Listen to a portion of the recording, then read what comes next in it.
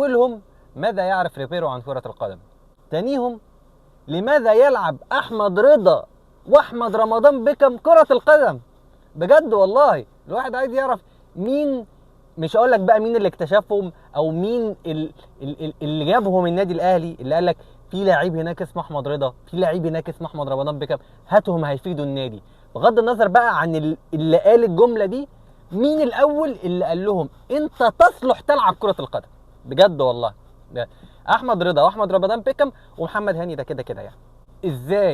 ازاي يا جدعان لعيبه دوليه اساسيين مع منتخباتهم بيقبضوا ملايين الملايين، ازاي حتى لو ما عندكش مدير فني، لو اللي واقف على الخط بره ده لا يصلح يطلق عليه لقب مدير فني؟